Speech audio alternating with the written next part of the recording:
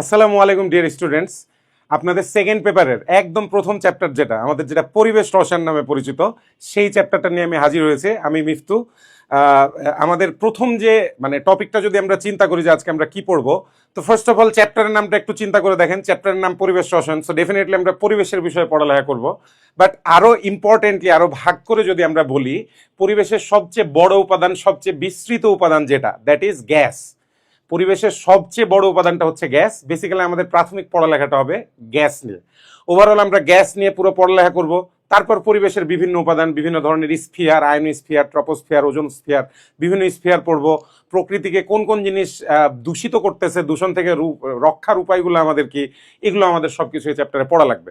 তো শুনে বোরিং মনে হইতে পারে, বাট বিলিভ মি, এইটার অঙ্কের পার্টটা, এই যে গ্যাস রিলেটেড যে সূত্র রিলেটেড যে পার্টটা আমরা পড়বো, দেখতে পাবো যে এটা অনেক ইন্টারেস্টিং, এটা পড়তে অনেক মজা লাগছে। ইনফ্যাক্ট এর পরে যে পরিবেশের অংশটাও, এটা একে তো আমাদের পরিবেশের জন্য ইম্পর্টেন্ট, যে আমরা পরিবেশকে রক্ষা করতে চাইলে কি করতে হবে সেগুলো জানা তো একদিক দিয়ে ইম্পর্টেন্টই, বাট ওটার মধ্যেও ইন্টারেস্ট আছে কেউ যদি একটু মনোযোগ দিয়ে শুনতে চায়।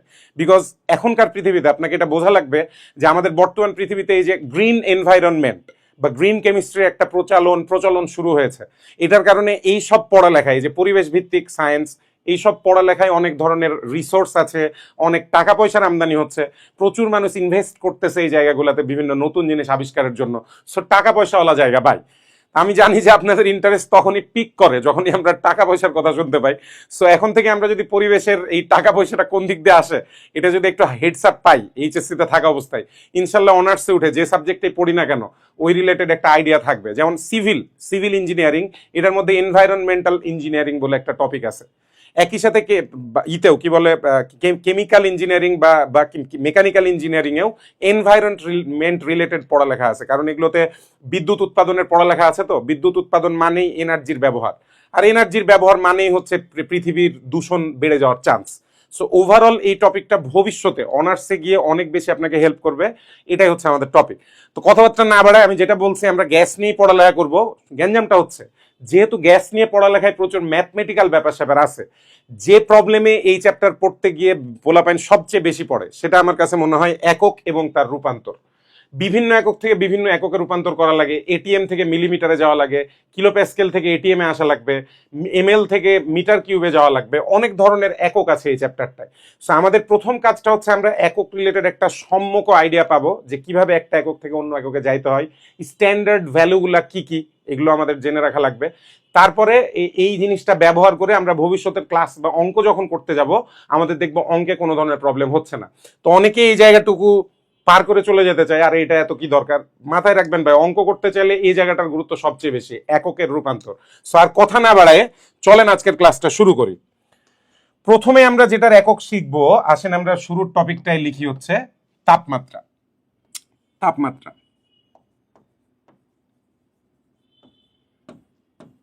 অ্যাজ এ বাংলাদেশি, আমি প্রথম কথাটাই যেটা বলবো, অ্যাজ এ বাংলাদেশি আপনারা আমরা অ্যাকচুয়ালি অনেক বেশি অ্যাডাপ্টেবল টু এককস, অ্যাডাপ্টেবল টু ইউনিটস, বিকজ আমরা দৈনন্দিন জীবনে অনেক অদ্ভুতুড়ে একক ব্যবহার করি। একটু মাথায় রাখবেন, গোটা বিশ্ব দৈর্ঘ্য নির্ণয়ের যে এককটা ব্যবহার করে, সেটা আইদার মিটার অথবা আর একটু বড় হলে কিলোমিটার, রাইট? ফুটমুট কিন্তু কেউ ইউজ করে না। কারা করে ফুট ইউজ? আমেরিকান লোকজন। আমরা যেহেতু উচ্চ বংশীয় বাংলাদেশে, আমাদের মনে হলো যে না, আমরা আমেরিকানদের মতো কিছু জিনিস ইউজ করব।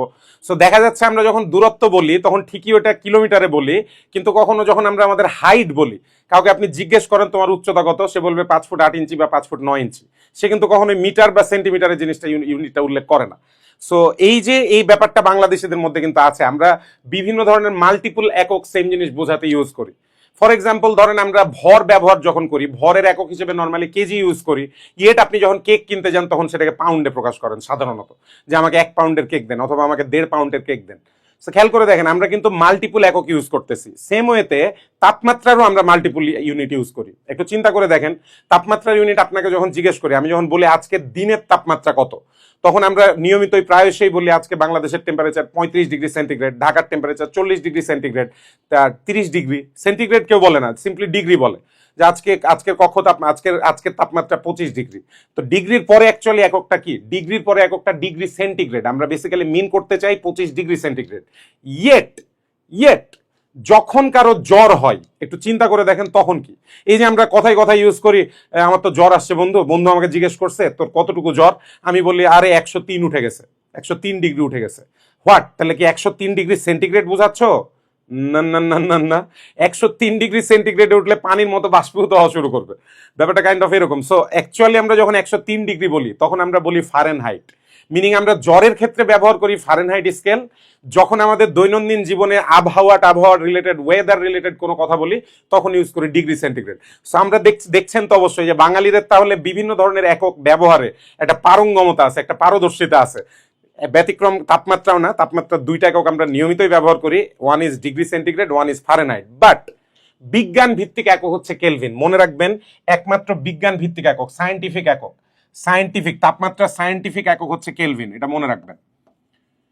বাকি যত সব একক বের করা হয়েছে ওগুলো কাইন্ড অফ সায়েন্টিফিক না, ওগুলো সবকিছুই মানে সায়েন্স ইউজ করে ব্যবহার করা হয়েছে কিন্তু ওগুলোর বেসিসটা আলাদা। সায়েন্টিফিক একক একটাই, দ্যাট ইজ কেলভিন। কেন কেলভিন সায়েন্টিফিক একক আমরা হচ্ছে পরিবেশ রসায়নে টের পাবো। আমি যখন চার্লসের সূত্র পড়াবো আপনাদেরকে গ্যাসের, তখন ইনশাল্লাহ এসে আপনাদেরকে এটা এক্সপ্লেন করবো কেন কেলভিন একক হচ্ছে সায়েন্টিফিক একক। নাও এখন যদি উল্লেখ করি সম্পর্কটা কি, আমাদের মনে রাখতে হবে ডিগ্রি সেন্টিগ্রেড আর কেলভিনের সম্পর্ক। কেলভিন তাপমাত্রার আর একটা নাম পরম তাপমাত্রা, আমরা যদি লিখি কেলভিন তাপমাত্রা ইকুয়াল টু কেলভিন টি লিখে রাখলাম, Kelvin temperature is equal to degree centigrade যে টেম্পারেচার সেটা তার সাথে 273 যোগ করতে হবে, তার সাথে 273 যোগ করতে হবে, ঠিক আছে। দ্যাটস ওয়াই 0 ডিগ্রি সেন্টিগ্রেড মানে 273 কেলভিন। আপনি ডিগ্রি সেন্টিগ্রেডের ভ্যালুটা এখানে বসাবেন, তার সাথে 273 যোগ করবেন, পেয়ে যাবেন কেলভিন। দ্যাটস ওয়াই কক্ষ তাপমাত্রা, এগুলো বারবার ইউজ করবো, তো আমি এখন এগুলো ক্লিয়ার করে দিই। আমরা অঙ্ক করার সময় বারবার কক্ষ তাপমাত্রা ইউজ করবো, 0 ডিগ্রি সেন্টিগ্রেড ইউজ করবো। কক্ষ তাপমাত্রা মানে হচ্ছে 25 ডিগ্রি সেন্টিগ্রেড। সো কক্ষ তাপমাত্রা যেহেতু 25 ডিগ্রি, আমরা যদি কক্ষ তাপমাত্রাকে কেলভিনে কনভার্ট করি তাহলে 25 ডিগ্রির সাথে বেসিক্যালি যোগ করতে হবে 273। তাহলে 25 প্লাস 273 যখন যোগ করে দেব, এটার ডিগ্রি সেন্টিগ্রেড না থেকে এটা হয়ে যাবে কি কেলভিন। সো যোগ করে ফলাফলটা দেখা যাচ্ছে পাবো আমরা 298 কেলভিন। সো বারবার এগুলো যেন বারবার অঙ্কের মধ্যে হিসেব করা না লাগে, আমরা অঙ্ক এত বেশি করব, নিজেরা চেষ্টা করবো অঙ্ক এত বেশি করার যে জিরো মানে সাথে সাথে 273 যেন মনে চলে আসে, 25 ডিগ্রি মানে 298 কেলভিন মনে আসে, 27 ডিগ্রি সেন্টিগ্রেড বারবার অঙ্কে পাবেন, 27 ডিগ্রি মানেই 300 কেলভিন। ওই যে 300 মানে একটা রাউন্ড নাম্বার পাওয়া যায় দেখে অঙ্কে অনেক বেশি 27 ডিগ্রি সেন্টিগ্রেড ইউজ করে। সো 27 ডিগ্রি মানে 300 কেলভিন, এটা যেন বারবার হিসাব করা না লাগে, অঙ্ক করতে করতে যেন কাইন্ড অফ মুখস্থ হয়ে যায়, ঠিক আছে। So this is Kelvin temperature গেল। কেলভিন টেম্পারেচারে ডিগ্রি সেন্টিগ্রেডের সাথে 273 যোগ করলে কেলভিন পাবো। নাও তাহলে আমরা একটু ফারেনহাইট শিখি। আমরা জানি এটা ক্লাস 9-10 পড়ে আসার কথা ফিজিক্সে আপনাদের। ফারেনহাইট থেকে যদি আমরা ডিগ্রি সেন্টিগ্রেডে কনভার্ট করি, আমি লিখছি ফারেনহাইট, আরে কি লিখছি, ফারেনহাইট টু ডিগ্রি সেন্টিগ্রেড। এই ক্ষেত্রে আমরা কি করব, সূত্রটা হচ্ছে আপনারা সবাই পড়ে এসেছেন ফিজিক্সে, that is C/5 is equal two F-32/9। সূত্রটা হচ্ছে এটা, C/5 equal to F-32/9, meaning আমাদের বডি টেম্পারেচার যদি 103 ডিগ্রি ফারেনহাইট হয়, আমরা এফ এর জায়গায় বসাবো 103, সেখান থেকে 32 বাদ দিয়ে 9 দিয়ে ভাগ করব, পুরো ভ্যালুটাকে 5 দিয়ে গুণ করলে ডিগ্রি সেন্টিগ্রেড পাওয়া যাবে। অতএব অন্যভাবে বললে C equal to F-32/9, F-32/9, এই পুরোটাকে গুণ করতে হবে কত দিয়ে, গুণিত 5। তাহলে ভাইয়া এখান থেকে আমরা যদি ফারেনহাইট থেকে ডিরেক্ট কেলভিনে যেতে চাই, সুতরাং আমরা এখান থেকে বের করে ফেলতে পারি। এগুলো হাতে কলমে কেন করাচ্ছি, স্লাইড দিয়ে করাচ্ছি, এগুলো হাতে কলমে করলে বুঝটা বেটার হয়, মনে থাকে বেশি, বুঝতে বেটার হয়, একটু সময় লাগে, বুঝতে বেটার হয় আর কি। এগুলো স্লাইড মাইট দিয়ে শেখার দরকার নাই, হাতে কলমে শিখবেন অলওয়েজ, ঠিক আছে। সো আমি ধরেন তাহলে কেলভিন থেকে কি বলে ফারেনহাইট থেকে কেলভিনে যাব, ফারেনহাইট থেকে সিতে আসবো এই সূত্র দিয়ে, আর ডিগ্রি সেন্টিগ্রেডের সাথে 273 যোগ করলে আমরা পেয়ে যাব কেলভিন। অতএব কেলভিন ইকুয়াল টু F-32/9 গুণিত 5 প্লাস 273। এই পুরো ভ্যালুটার সাথে গুণিত 5 পর্যন্ত এই পুরো ভ্যালুটা হিসাব করে তার সাথে 273 যোগ করলে আমরা কেলভিনের ভ্যালুটা পেয়ে যাচ্ছি। এখন এই সূত্র কি মুখস্থ করা লাগবে? না, কোনো নিড নাই, আপনি ওইটাই মনে রাখেন, ওখান থেকে বের করেন, এত বেশি সময় লাগবে না তো, ওটাই মনে রাখেন। ফারেনহাইট থেকে ডিগ্রি সেন্টিগ্রেডটা মনে রাখার ট্রাই করেন আপনারা, ভ্যালুটা বের হয়ে গেলে তার সাথে 273 যোগ করে দেবেন। সো মুখস্থ রাখার কিছু নাই। এটা দেখাইছি যে কখনো যদি এমসিকিউতে আসে যে নিচে একক পরিবর্তনের সঠিক কত, একক পরিবর্তনের ক্ষেত্রে সঠিক সূত্র নিচের কোনটি, এরকম আসলে এটা হচ্ছে আমাদের আনসার, ঠিক আছে, ফারেনহাইটের জন্য। ফর এক্সাম্পল এই যে জ্বরের কথা বললাম, ধরেন আমাকে বললো 103 ডিগ্রি ফারেনহাইট, এইটাকে তুমি কেলভিনে কনভার্ট করো, তাহলে আমরা এখান থেকে একবারে লিখতে পারি কেলভিন ইকুয়াল টু, তাহলে 103 মাইনাস 32 বাই 9, এই পুরোটাকে 5 দিয়ে আমরা গুণ করব এবং পুরোটাকে 5 দিয়ে গুণ করার পরে 273 যোগ করে দেব। সো এই কাজটা যদি আমরা করি ক্যালকুলেটারে তাহলে কি আসে আসেন দেখি, আমরা দেখতে পাবো 103 মাইনাস হচ্ছে কত, 32, 71 ভাগ 9, 71 বাই 9 গুণিত 5 প্লাস 273।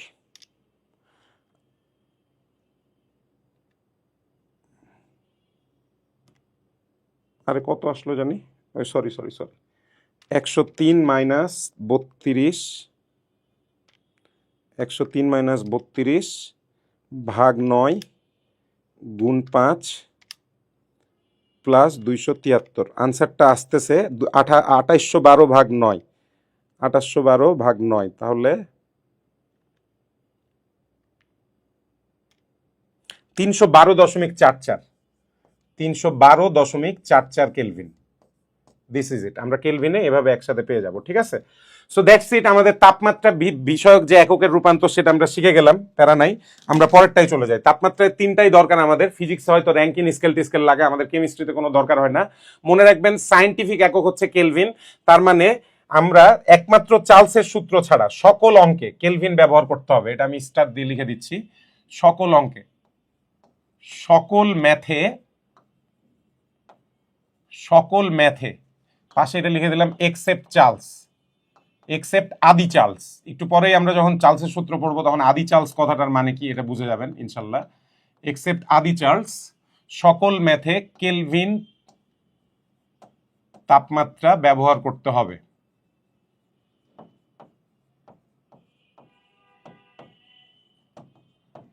এটা একটু নোট আকারে লিখে নিতে পারেন ইনশাল্লাহ, মনে থাকে যেন, তাহলে সকল অঙ্ক যখন আমরা করব কেলভিন স্কেল ইউজ করব। ডান, তাপমাত্রা রিলেটেড কথাবার্তা শেষ, আসেন পরের ইতে যাই।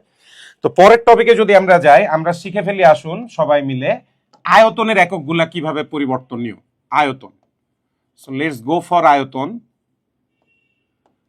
আয়তনের এককগুলাকে যদি ডিফাইন করি, সবচেয়ে কমন একক হচ্ছে মিটার কিউব, লিটার আর এমএল, সেন্টিমিটার কিউব, ঠিক আছে। সো প্রথমেই যেটা আমরা শিখবো এটা শিখে রাখবেন, 1 ml মানেই হচ্ছে 1 সেন্টিমিটার কিউব। 1 ml মানে 1 সেন্টিমিটার কিউব। আরেকটা ব্যাপার, সেন্টিমিটার কিউবের কে আরেকভাবে প্রকাশ করা হয় সিসি নামে। যাহা সেন্টিমিটার কিউব তাহাই সিসি। সিসি কথাটার ফুল মিনিং হচ্ছে কিউবিক সেন্টিমিটার, আর এখানে লেখা সেন্টিমিটার কিউব, একই জিনিস। যাহা সেন্টিমিটার কিউব তাহাই সিসি, আবার এটা মানে হচ্ছে 1 ml। তাহলে ভাইয়ারা 1 লিটারকে যদি আমরা কনভার্ট করি, ধরেন আমাকে 1 লিটার আয়তন দেওয়া হলো, 1 লিটার মানেই বুঝতে পারছি 1000 ml, এটা আমরা সবাই জানি। 1 লিটার মানে হচ্ছে 1000 ml। নাও 1000 ml মানেই তাহলে দাঁড়াচ্ছে কি 1000 সিসি। সো আমার অঙ্কে যদি কোথাও এমএল এ বা সিএম কিউবে ভ্যালুটা দেওয়া থাকে, ওটাকে 1000 দিয়ে ভাগ করলে আমরা লিটার পেয়ে যাব। ধরুন অঙ্কে বলা 40 centimetre cube oxygen gas, 40 centimetre cube oxygen gas, অঙ্কটা করা লাগবে দেখা যাচ্ছে আপনার লিটারে। তাহলে আপনি সিম্পলি 40 সেন্টিমিটার কিউবকে 1000 দিয়ে ভাগ করবেন, লিটার পেয়ে যাবেন। বিকজ সেন্টিমিটার কিউব মানে এমএল, আর এমএল কে 1000 দিয়ে ভাগ করলে লিটার পাওয়া যায়। So 1 litre equal to 1000 ml মানে 1000 সিএম কিউব গেল। আরো বেশ কিছু একক আমরা শিখি। এখানে একটা স্পেসিফিক একক যেটা নিয়ে মানুষের বেশ প্রবলেম হয়, মনে রাখবেন 1 লিটার কথাটার মানেই হচ্ছে 1 ডিএম কিউব, ডেসিমিটার কিউব। এটা ডেসিমিটার কিউব, 1 লিটার মানে 1 ডিএম কিউব। কোথাও যদি লেখা থাকে 5 ডিএম কিউবের পাত্রে, 5 ডিএম কিউবের পাত্রে, এরকম কথা বলা থাকার মানে 5 লিটারের পাত্র। যাহা ডিএম কিউব তাহাই লিটার, এটা মনে রাখতে হবে আমার। নাও তাহলে আমরা মিটার কিউবের সাথে যদি কানেকশনটা তৈরি করার চেষ্টা করি, এরকম হয়ে যাবে জিনিসটা। দেখি, আমরা জানি 1 মিটার কিউব মানেই 1000 ডিএম কিউব, 1 মিটার কিউব মানে 1000 ডিএম কিউব। আপনার মনে হইতে পারে স্যার এটা কোত্থেকে বললেন, ভাইয়া এটা কোত্থেকে বললেন? ভাই আমরা এটা এই জিনিস জানি ভাই, আমরা 1 মিটার মানে 10 ডেসিমিটার, এটা সেই ছোটবেলা থেকে এসব একক পড়ে আসছে।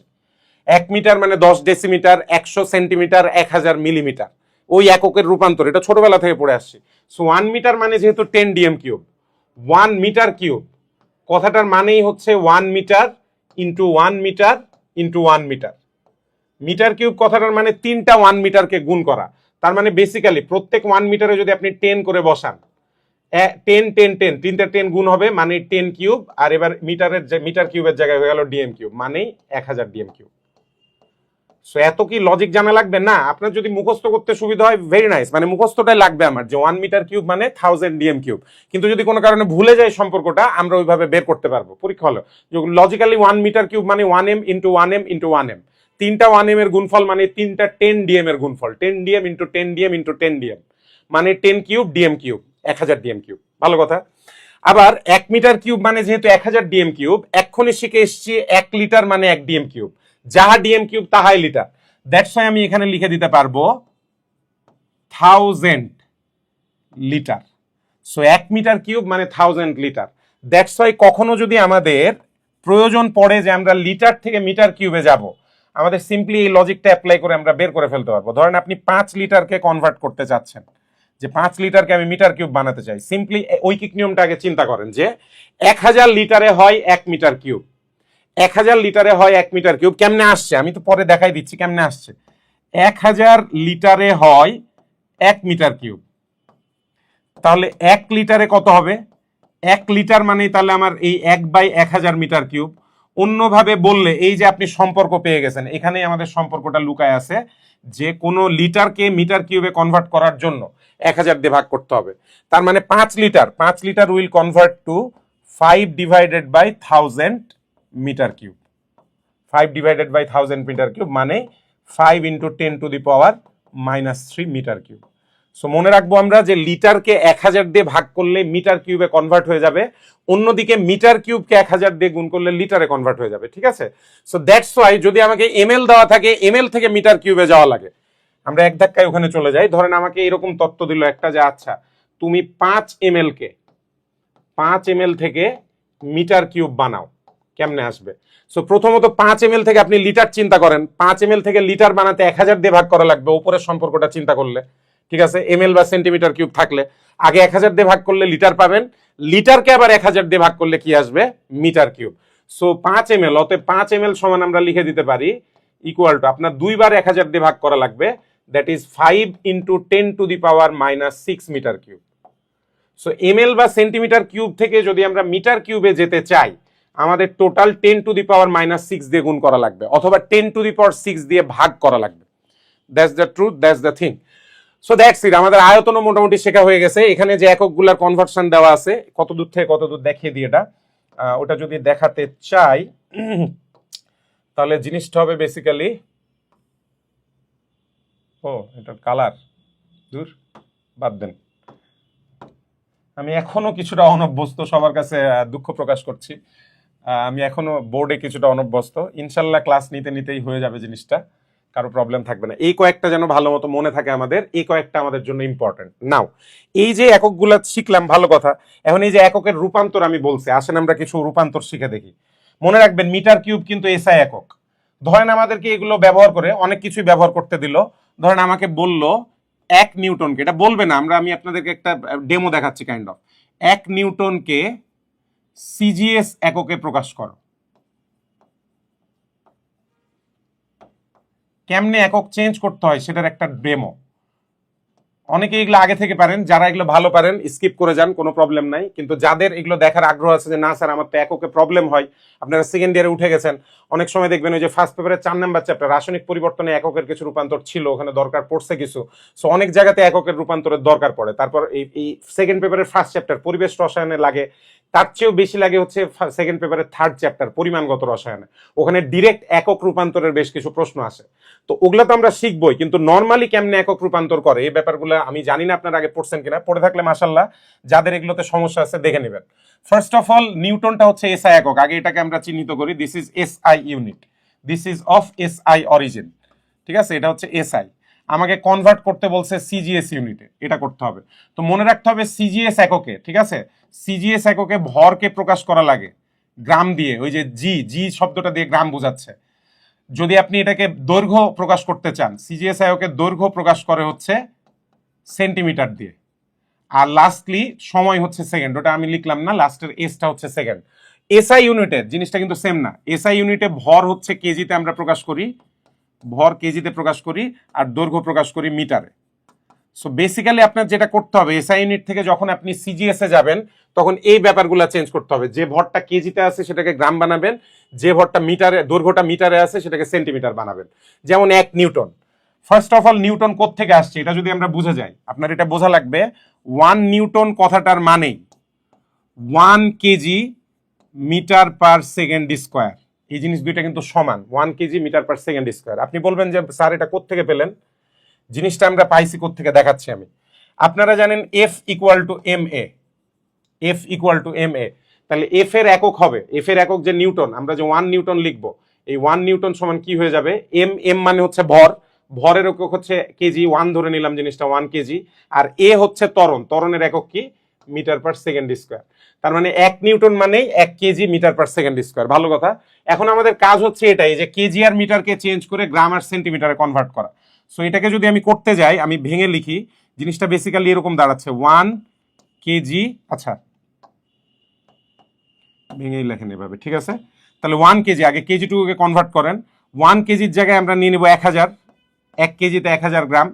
1 মিটারের জায়গায় আমরা নিয়ে নিব 100 সেন্টিমিটার, ঠিক আছে।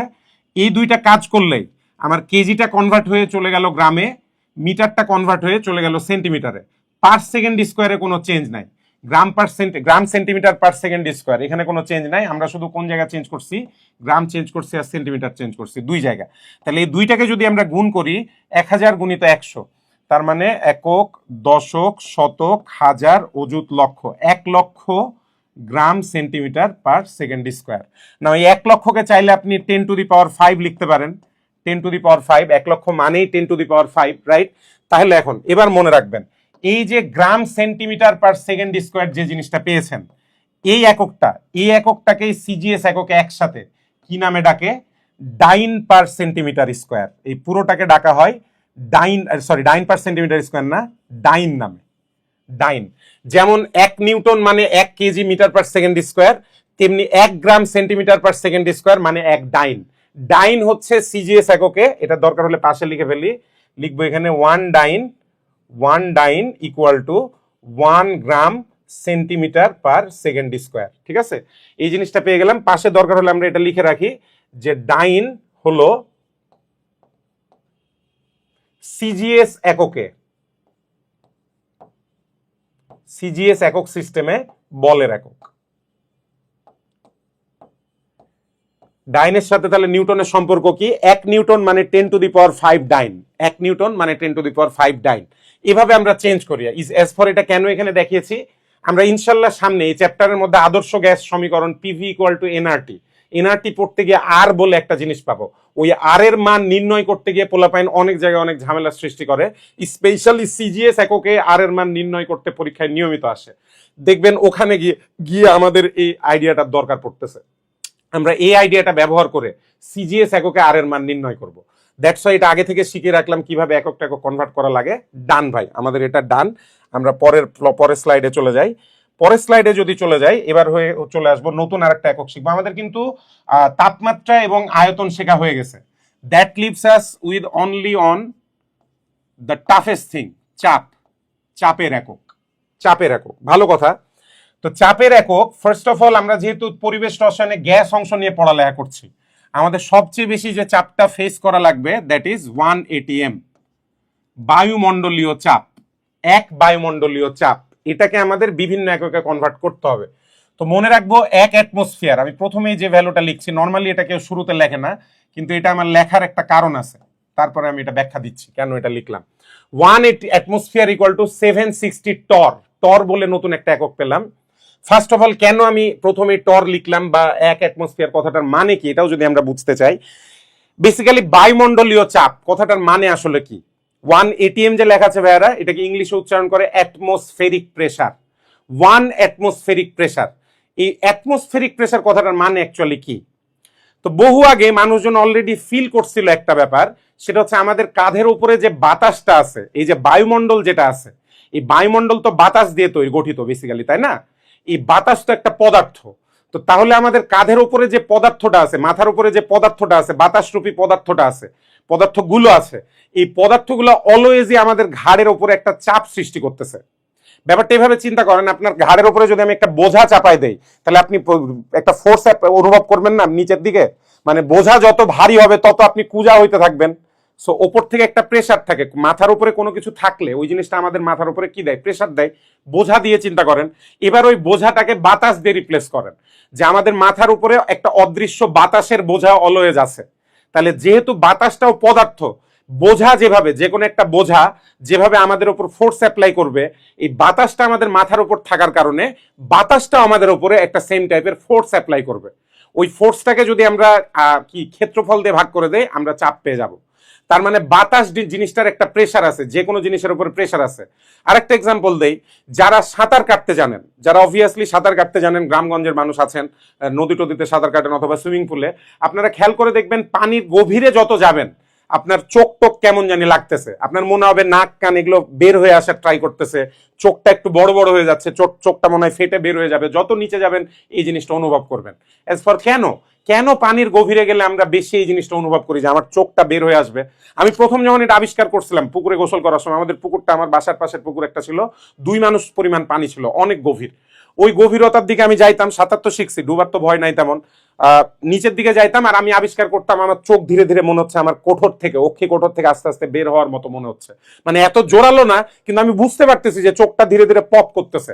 মিনিং আমি যদি অনেক গভীরে যাইতে পারি, 10, 20, 30 মানুষ সমান পানির নিচে এরকম আনপ্রোটেক্টেড অবস্থায় চলে যায়, তাহলে দেয়ার্স এ চান্স আমার চোখ বের হয়ে চলে আসবে মাথা থেকে। কি কারণে এটা হয়? এটা রিজনটা হচ্ছে আপনি যত পানির ভেতরে ঢুকতেছেন, আপনার ঘাড়ের ওপরে পানির কলামটা, পানির স্তম্ভের উচ্চতাটা বাড়তেছে। মিনিং আপনার ঘাড়ের ওপরে অনেক বেশি পানি আছে। এই পানিগুলো আপনার মাথার উপরে কি দিচ্ছে? একটা প্রেসার দিচ্ছে। এই প্রেসারের কারণে আপনার শরীরের উপর যখন প্রেসার পড়তেছে, শরীরের অঙ্গ প্রত্যঙ্গগুলো বের হয়ে আসার চেষ্টা করতেছে। দ্যাটস ওয়াই কেউ যদি গভীর সমুদ্রের গভীরে আনপ্রোটেক্টেড অবস্থায় যদি সাবমেরিন থেকে বের হয়ে পড়ে, ধরেন 1 কিলোমিটার পানির নিচে সাবমেরিন থেকে কেউ আনপ্রোটেক্টেড অবস্থায় বের হয়ে গেছে, ওর শরীরে কোনো স্যুট টুট কিছু নাই, ও যদি বের হয়ে যায়, দেয়ার্স এ চান্স ওর শরীর বিস্ফোরিত হবে। কারণ ওর মাথার উপরে 1 কিলোমিটার উঁচু পানি আছে। এই পানিটা তার উপরে যে প্রেসারটা দিচ্ছে, ওই প্রেসারটা ওর শরীর হ্যান্ডেল করতে পারবে না, বার্স্ট করার চান্স আছে।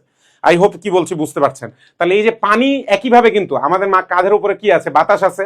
বাতাসটাও আমাদের কাঁধের উপরে একটা প্রেসার দিচ্ছে। ধরে নেওয়া হয়, বিজ্ঞানীরা সবাই মিলে সর্বসম্মতিক্রমে এই বিষয়টাই একমত হয়েছেন যে ওভারঅল আমরা গড়ে ধরে নিব যে পৃথিবীতে আমাদের প্রত্যেকটা মানুষের কাঁধের উপর যে বাতাসটা আছে, এই বাতাসটা আমাদের উপর 1 অ্যাটমসফিয়ার চাপ প্রয়োগ করে। 1 অ্যাটমসফিয়ার চাপ প্রয়োগ করে, এটা আমরা ধরে নেই গড়ে। কোথাও একটু বেশি হয়, কোথাও একটু কম হয়, ঝড় আসলে চেঞ্জ হয়ে যায়। নিম্নচাপ যেগুলোতে, সেগুলোতে বাতাস কম থাকে। এই যে আমরা বলি যে সমুদ্রে এখন নিম্নচাপ চলতেছে, এটার মানে ওই জায়গায় বাতাসের পরিমাণটা কম, বাতাস এখন কম প্রেসার দিচ্ছে। ওই কম প্রেসার দিচ্ছে বলে বাইরের যে অঞ্চলগুলোর বাতাসের চাপটা বেশি, ওই অঞ্চলের বাতাস দৌড়ায় নিম্নচাপ অঞ্চলে দৌড়ায় এসে ঘূর্ণিঝড় সৃষ্টি করে। সো বেসিক্যালি নিম্নচাপ মানে বেসিক্যালি কি? নিম্নচাপ মানে কোন একটা জায়গায় বাতাসের চাপ কমে গেছে, অন্যভাবে বললে ওখানে বাতাসের পরিমাণ কিছুটা কমছে। সো এই যে ওখানে বাতাসের চাপ কমে গেছে, আমরা জানি যে উচ্চ চাপ থেকে বায়ু টাইপ বা গ্যাস টাইপের জিনিস নিম্নচাপে প্রবাহিত হয়।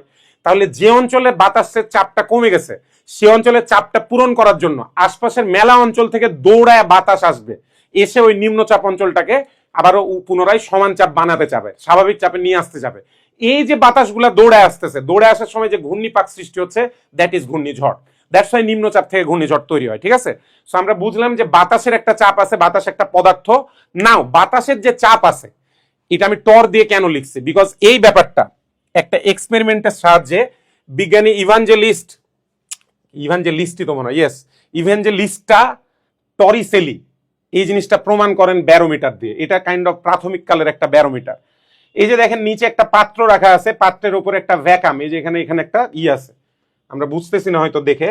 এই যে এইটার মাথাটা আর কি একটু একটু অস্পষ্ট হয়ে গেছে চিত্রটা, এটার মাথাটা আটকানো, এই জায়গাটা ভ্যাকাম। ঠিক আছে? এর নিচে হচ্ছে একটা পাত্র, পাত্রের ভেতরে কি আছে, পাত্রের ভেতরে আছে হচ্ছে কি বলে যে মার্কারি, এগুলো হচ্ছে মার্কারি। মার্কারি মানে অন্যভাবে বলে মার্কারি মানে কি, মার্কারির মানে হচ্ছে পারদ, পারদ দিয়ে রাখা। এই পারদ তরল, আমরা জানি পারদ তরল অবস্থায় থাকে, এরকম তরল পারদের ভেতরে আপনি একটা ওপরের দিক আটকানো, এই যে দেখেন নলের এই জায়গাটা আটকানো, এরকম একটা নলকে, টেস্ট টিউবকে যদি আপনি উল্টা দিকে করে ভেতরে প্রবেশ করান, এই যে খেয়াল করেন ওপর থেকে 1 অ্যাটমসফিয়ার চাপ কিন্তু পড়তেছে, বাতাস 1 অ্যাটমসফিয়ার চাপ দিচ্ছে মার্কারির ভেতরে, মার্কারির ভেতরে 1 অ্যাটমসফিয়ার চাপ দেওয়ায় মার্কারিটা এই এই এই টেস্ট টিউবের ভেতরে একটা উচ্চতায় উঠে যাচ্ছে। আমরা হিসাব করে দেখতে পাইছি এই উচ্চতাটা হয় 760 millimetre, this is 760 millimetre, 760 millimetre. Meaning এই যে বাতাস মার্কারির উপরে যে চাপটা সৃষ্টি করলো, 1 অ্যাটমসফিয়ার চাপ সৃষ্টি করলো, এই 1 অ্যাটমসফিয়ার চাপ সৃষ্টি করার কারণে মার্কারির রাইজ, ওইদিককার মার্কারি কিছুটা নিচে নেমে গেল, ওই মার্কারিগুলো ভেতর দিকে এই নলের ভেতরে ওঠা শুরু করবে, চাপ খেয়ে ভেতরে ওঠা শুরু করবে, রাইট? তো ওই যে ওপর থেকে যে একটু হাইটটা কমে গেল মার্কারির, আর এদিকে মার্কারির হাইট যে বেড়ে গেল, এই ওভারঅল পুরো যে ডিস্টেন্সটা, এই যে একদম জায়গা থেকে নিচ থেকে, এই যে বেস থেকে একদম ভিত্তি থেকে একদম এই যদ্দূর পর্যন্ত মার্কারিটা উঠছে, এটার এটার এটার উচ্চতাটা হবে 760 mm। বিজ্ঞানী টরের নাম অনুসারে, বিজ্ঞানী টরিসেলির নাম অনুসারে, তাই 1 অ্যাটমসফিয়ারকে 760 টর নামে ডাকা হয়, আর অ্যাকিউরেটলি বললে জিনিসটা 760 mmHg। মানে আমরা যদি হাইট দিয়ে প্রকাশ করি 760 millimetre of Hg, 760 millimetre of Hg. That's why এখানে 1 অ্যাটমসফিয়ার সমান 760 টন লেখা, যেটাকে চাইলেই আমরা কনভার্ট করে লিখতে পারবো 760 মিলিমিটার। আচ্ছা ওদিকে আচ্ছা লিখি, সমস্যা নেই, 760 মিলিমিটার এইচজি। আচ্ছা এটা ওখানে না লিখি, মিলিমিটারের সাথে আরো কানেকশন আছে তো। সো টর আর মিলিমিটার একই, আমরা টর ব্যবহার করি নর্মালি সম্মান দেখায়, বিজ্ঞানী টরিসেলির ওপর সম্মান দেখায় যে উনি এটা বাইর করছেন, তার নামে আমরা এটাকে টর বলবো। আর যদি একদম অ্যাকিউরেটলি হিসাবটা বলতে চাই কতটুকু উঠবে, পারদটা কতটুকু উচ্চতায় থাকবে, সেটা হচ্ছে 760 মিলিমিটার উচ্চতায় পারদ থাকবে। মিলিমিটার থেকে চাইলে আপনি সেন্টিমিটারে যাইতে পারেন, তখন আমরা এটাকে বলি 76 সেন্টিমিটার এইচজি। ফিজিক্সে সেন্টিমিটারটা অনেক ইউজ হয়, মিটারও প্রচুর ইউজ হয়, 0.76 মিটার। সিম্পলি হাইটটাকে আমরা বিভিন্ন এককে কনভার্ট করলাম, ঠিক আছে? এর মধ্যে মনে রাখতে হবে টরটা পরীক্ষায় ডিরেক্ট আসছে যে 1 অ্যাটমসফিয়ার সমান কত টর, এরকম প্রশ্ন আসছে, অ্যাডমিশনেও আসছে, বাট অঙ্ক করতে এইটা অনেক লাগে ফর ম্যাথ। আমি চিহ্নিত করে দেবো কোন কোনগুলো অঙ্ক করতে বেশি লাগে। নাও আরেকটা জিনিস এবার দেখাই, এই যে টরিসেলির যে পরীক্ষা, ও যে এই জায়গাটায় পারদ ব্যবহার করছিল, পারদের বদলে আমরা চাইলে পানি ব্যবহার করতে পারি। পানি কিছুটা আনরিলায়েবল, কারণ পানি দ্বারা টেস্ট টিউব ভিজে যায়, পানি বাষ্পীভূত হয় সহজে, পানির ডেনসিটি অনেক কম, পানির ঘনত্ব অনেক কম, দ্যাটস ওয়াই পানিটা নর্মালি ইউজ করা হয় না। কিন্তু চাইলে আমরা পারদের বদলে পানি ইউজ করতে পারবো, এবং যখন পানি ব্যবহার করব এই সেম রেজাল্ট, এই যে এখানে যেটা পাইছি আমরা, পানি ব্যবহার করলে পানির ঘনত্ব কম হবার দরুন, পানির ঘনত্ব কম হবার কারণে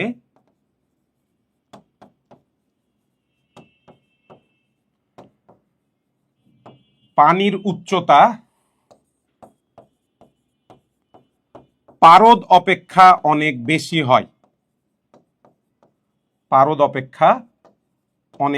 হয়, মানে পারদের উচ্চতা যে 760 মিলিমিটার উঠছিল, পানির ক্ষেত্রে অনেক বেশি উঠবে, কারণ পানি অনেক কম ডেন্স, পানি অনেক কম ঘন, পানির ওপর অল্প চাপ প্রয়োগ করলেও অনেক বেশি উঠবে।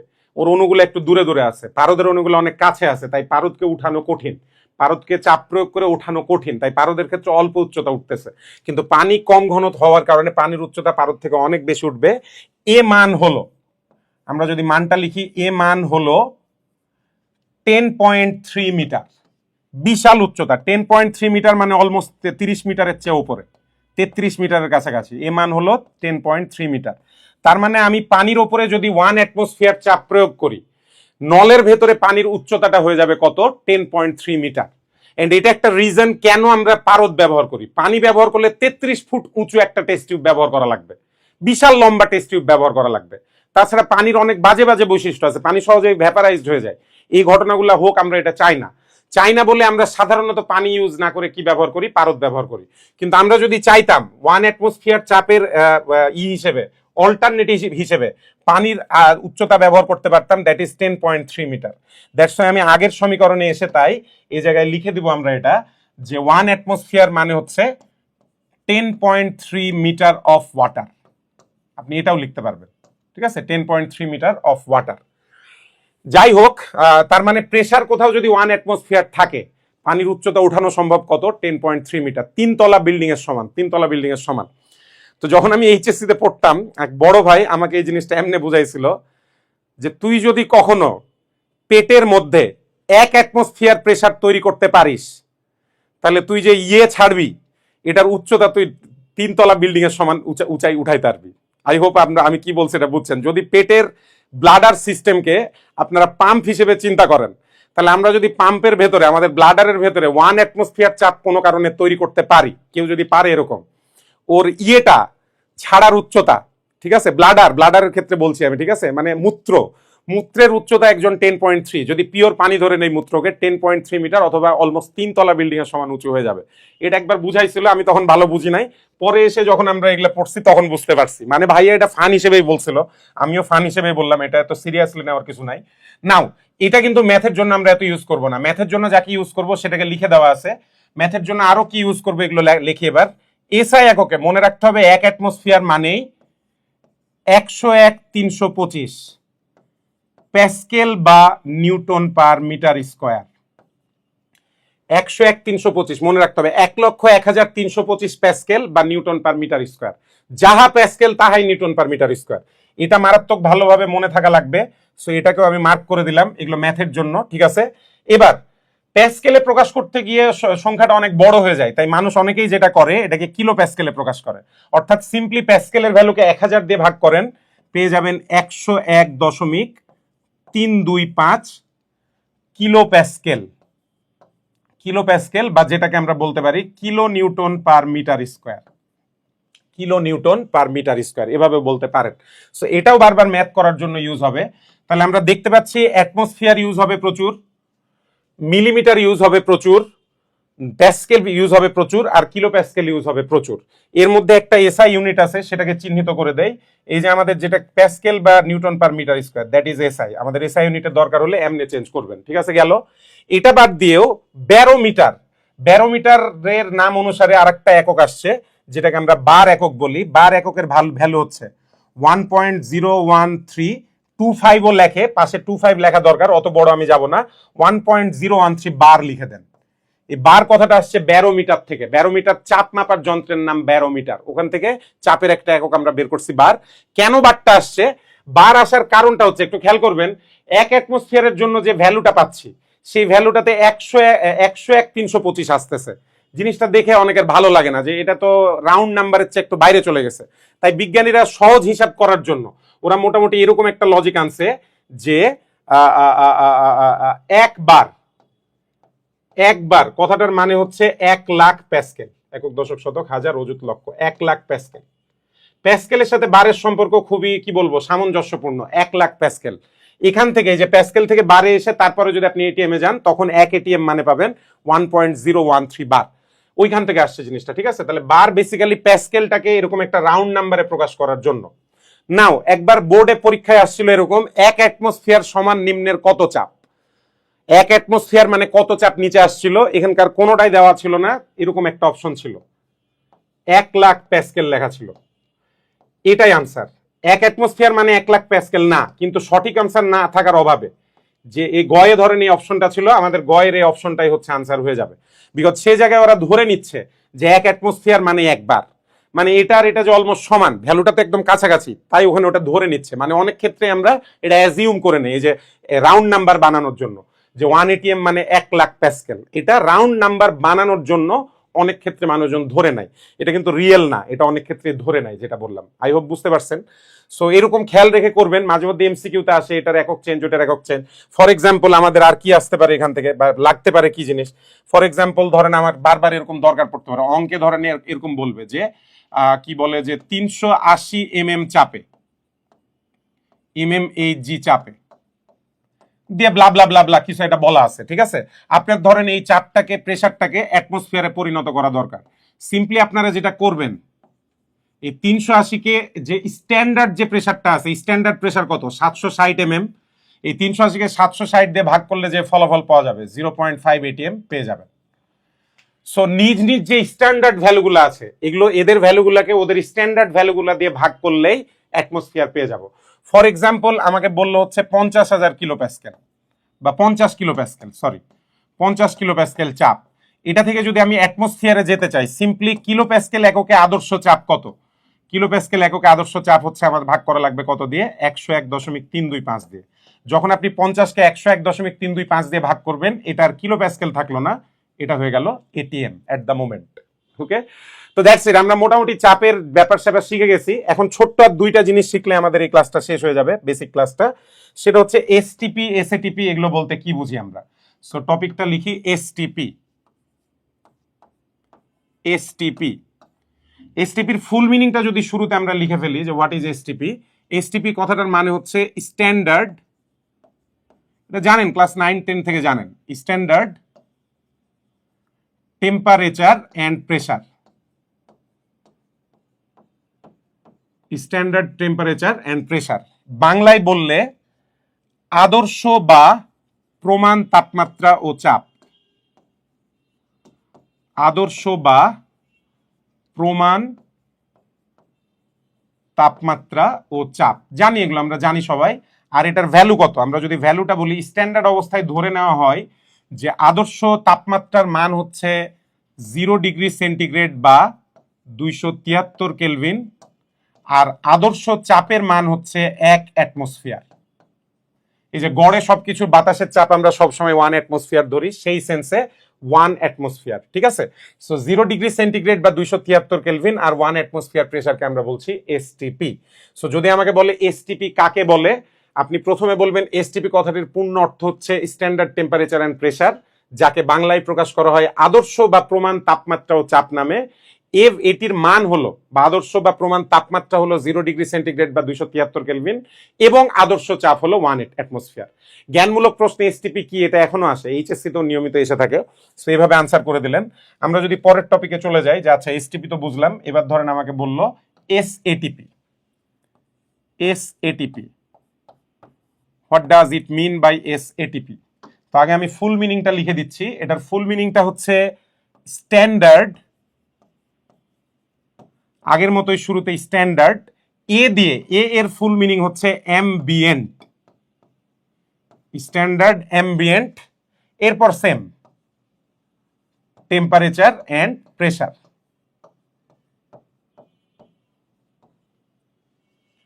তাহলে অ্যাম্বিয়েন্ট কথাটার মানে কি? আমরা যদি অ্যাম্বিয়েন্ট কথাটার মিনিংটা বের করতে চাই, যে এখানে তো একটা এক্সট্রা অ্যাম্বিয়েন্ট কথা আসছে, what does this mean actually?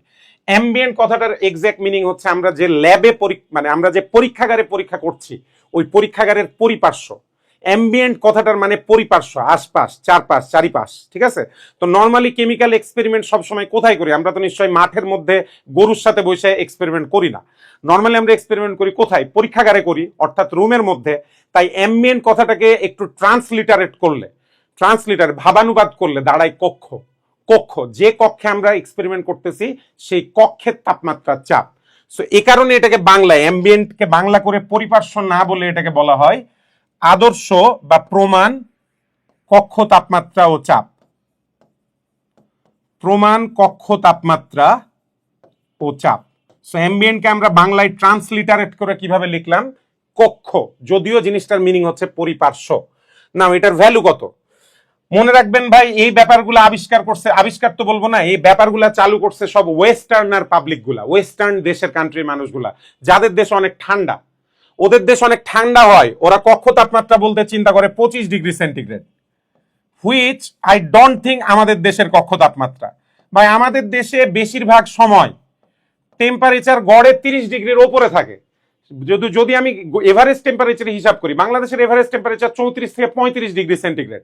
আমাদের দেশের বিজ্ঞানীরা যদি বিখ্যাত হতো আর আমাদের দেশের বিজ্ঞানীরা যদি এসব রুল বানাইতো, তাহলে আমি শিওর আমাদের কক্ষ তাপমাত্রা আমরা মিনিমাম 35 ডিগ্রি থেকে রাখতাম। আর আমাকে যদি দিত, তাহলে আমি এটা ভাই 40 ডিগ্রি সেন্টিগ্রেড। আমি তো রুমের মধ্যে 40 ডিগ্রি পাই বেশিরভাগ সময় তাপমাত্রা, ঠিক আছে। এখন হয়তো একটু তাপমাত্রা কম, বাট বেসিক্যালি আমরা সবসময় তো 40 ডিগ্রি সেন্টিগ্রেডই পাই।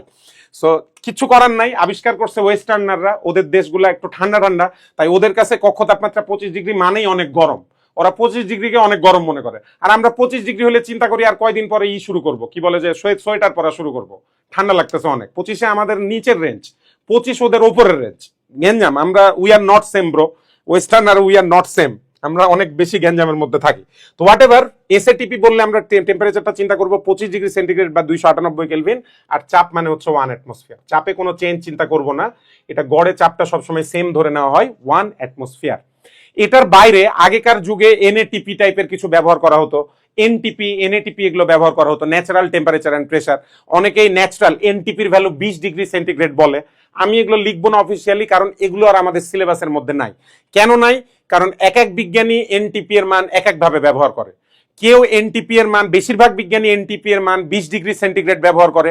অনেক বিজ্ঞানী আছে যারা এনটিপি এর মান 0 ডিগ্রি সেন্টিগ্রেড ব্যবহার করে।